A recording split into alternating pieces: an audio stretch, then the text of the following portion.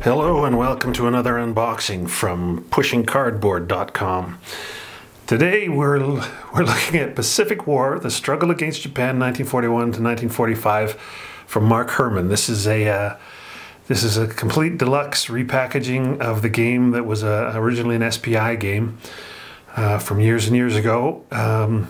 And my gosh, this box is full, I mean, the game has always been known as a monster. I never had it originally. It always just seemed too big for me. I wasn't that interested in it, but I've become more interested in the Pacific Theater, and I picked up a copy. I know I'll probably never play the campaign game, but this is a game that's always been known more for its scenarios than the campaign game anyway. So I picked it up off P500, and my mail delivery guy probably broke his back hauling it in here. It really is that heavy. And I'm gonna look a little foolish here, probably because I sprained my arm recently, and I tell you, this game is heavy enough that if you have something like a sprained wrist or something, you're going to feel it when you handle this thing, because it is, I don't know, it's only 10 pounds or 12 pounds or something, but you know, it's not like, it does not feel like your average game. This is easily the heaviest war game box I've ever got from GMT, that's for sure. So what have we got here? We got the Pacific War, as I said, originally published by Victory Games, now from GMT, designed by Mark Herman. It's in like a super fat GMT box. It's really heavy. The credits list, of course, Mark Herman as the designer. Development by Robert Ryer, Gary Gonzalez, and Marcus Stumpner. Map art, Olivier Revenue. Graphic art, Charles Kibler, Justin Martinez, and Mark Simonich, and Tony Curtis is the production coordinator. I'm assuming that it's you know, got a redone map and redone counters for this new version, but you know, I really don't know that much about it because I never played the original. I've also read online that you know, Mark redid the rule book completely. He wasn't changing the rules, or he wasn't writing new rules so much as redoing the rule book just for clarity and layout. And I think I read that on that project he had help from Kai Jensen, who's got a lot of great experience with rule book layout and presentation as well, and proofreading and rules development. So wow, okay, let's look into this box and see what we have. This is, like I said, there's going to be a lot of stuff in this box. You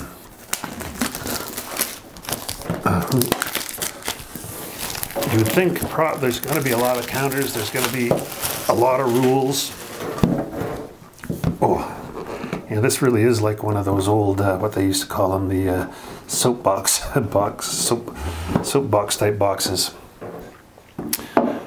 Okay, so we see first up in the box we have the core rules manual. This is on matte paper, so very easy to read. Looks very familiar to all the GMT rule books you might have seen before. This is a bit of a fat one. It's a 68 pager. Looks like a nice, good index. Nothing worse than no index or a skimpy index. Solitary guidelines. I suppose a lot of people will need those. Optional rules. Yeah. So this is. I mean, this is not for the faint of heart. This is a 68-page core rules manual, and yeah, most of it is rules. It's not that. There's not, you know, there's the occasional illustration, but mostly that's 68 pages of rules. Up next, we have engagement scenarios rules manual. Well, that's boy, that's I've never seen something like that. So this is well, I guess for engagement rules, there must be certain scenarios that are engagements. I don't know what the definition there, but just for its own. Just for its own, oh, I bet that's engagement rules is as opposed to campaign game rules. I bet that's what that is. Well, we'll find out once I get this to the table, but it's got its own index as well. That's, oh, this is the complete core rules index. Okay, so it points back and forth between this and the core rules. So there we go. Battle scenario rules manual. Well, I suppose that's, this is rules for when you actually, engage in battles, perhaps? Who knows? Again, like this was 44 pages, and now we got 40 pages here. Again, looks like the core rules, the master index is at the back of all three of these things. But yeah, battle scenario rules manual. So this is maybe just. There's a certain kind of scenarios, maybe they're just battle scenarios rather than a maneuver and engage. Who knows? We're going to find out, I guess. Scenario booklet. Oh, this is fat as well. This is, yeah, another 72 pages. So here we have just scenario after scenario. This has got more maps and whatnot in it, but we have scenarios. We've got battle scenarios. We've got campaign scenarios. Yeah, these are looking pretty huge. A lot of different scenarios in this box. There's a lot of. I think you could play nothing but this game for a couple of years and not get through the whole thing, I'm sure.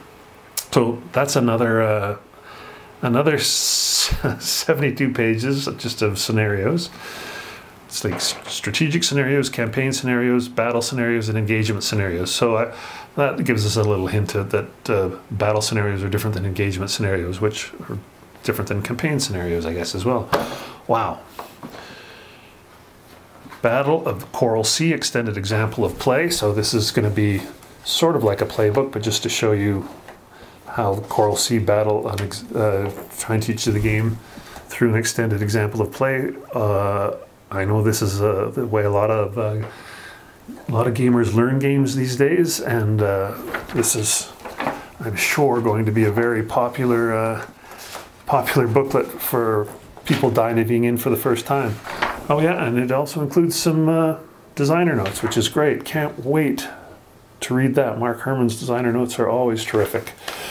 So there we go. So we've had 5 booklets so far. That's sort of amazing.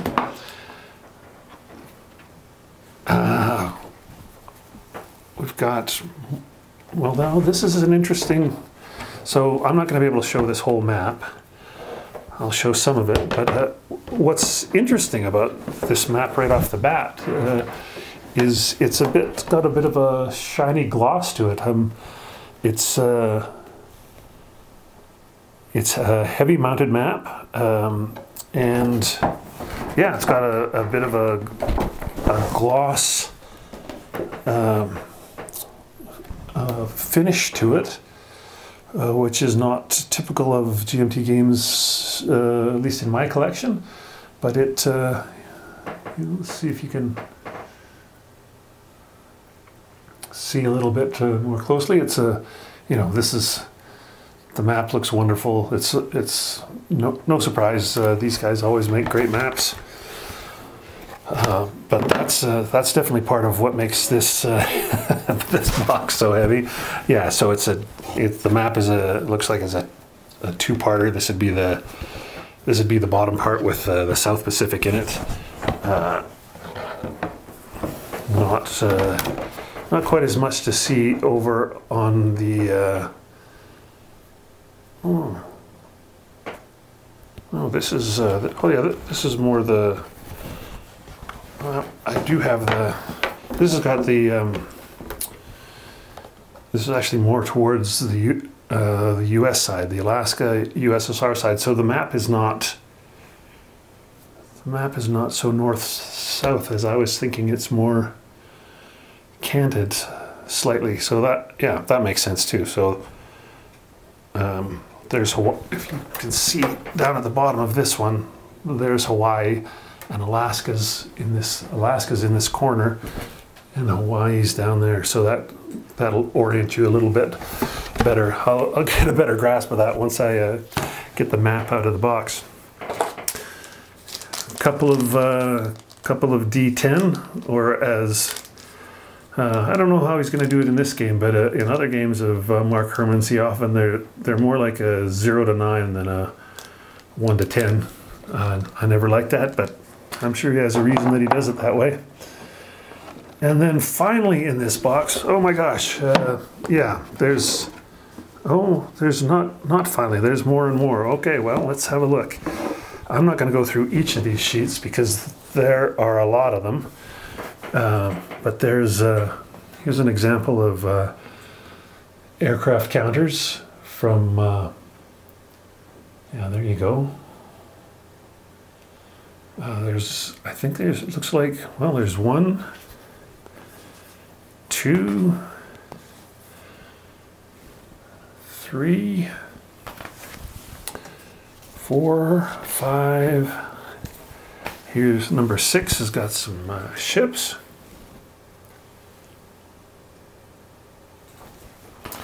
Number 7's got some Japanese ships.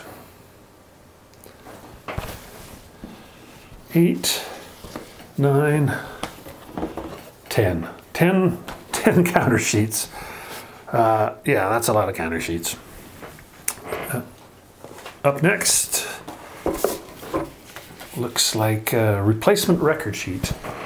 Log air replacement steps as they become available according to scenario instructions. So this is a little bit of bookkeeping in this game. No surprise for a game that is at this granularity. That's probably not going to surprise anyone. A little paper map. Now I wonder, I bet, no, this is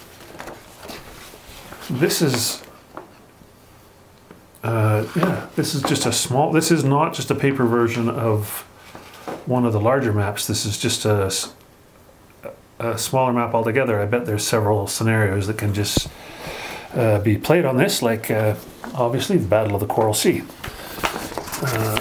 So that's that. Allied force display, single-sided, so you have your task forces down here, and Japanese, similar Japanese force display one with task forces places there. Allied force display too, oh my god. You can have up to, like, there's space here between the two sheets for 50 different forces.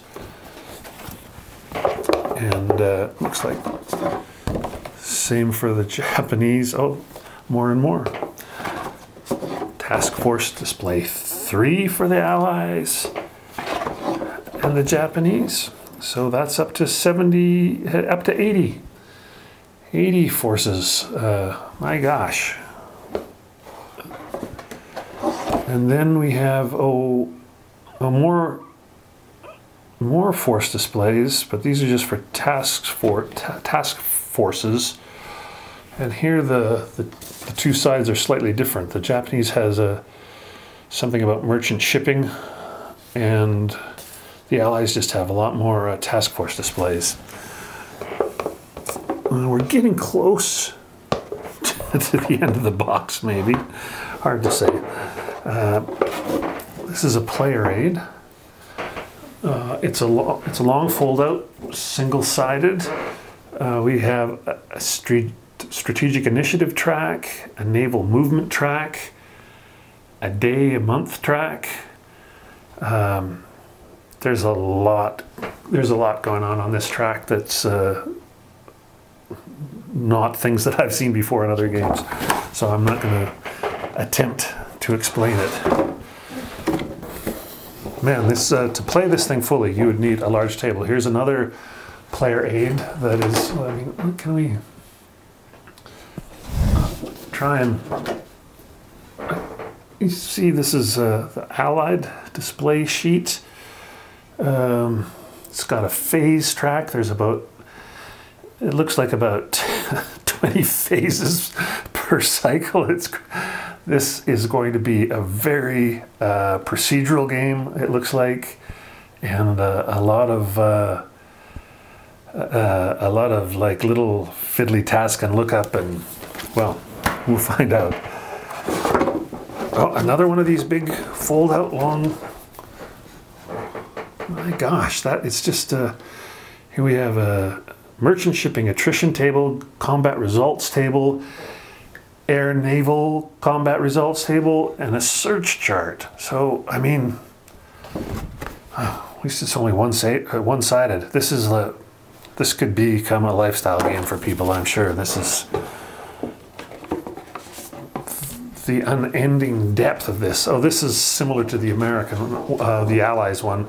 This is a Japanese display sheet with some of the similar things like the phase track and the month track and stuff. So that's just the Japanese version of the same chart that the Allies have, and then this is going to be the Japanese screen that has the same things that the Allies have. So that's got the different CRTs and the merchant shipping attrition table and the search chart. And that's the end of the box. But oh my gosh, what a box! That's the backside. What does it say? Complexity a 9. Yeah, I would think complexity would be a 9. 3 to 100 hours for playtime. I bet that 100 hours is I bet you can go farther than that. And the solitaire suitability is rated a 2, low. But you know, it's probably like any other game. If you well, who knows? You know, with hidden units in task forces, it might not be the greatest game even to solo playing both sides. But somebody will figure out how to do that. Anyway, there you have it. That's the Pacific War from GMT Games and Mark Herman. We're going to see a lot about this online over the next few months as new players struggle to get their minds around this game. That's in some ways a monster game if you play the whole thing. But like I said earlier, it's I think a lot of players in the past have enjoyed this game more for the battle scenarios or the engagement scenarios, the smaller things, and I'm sure we're going to see a lot of people playing those right away. Thanks again for watching, and we'll see you next time.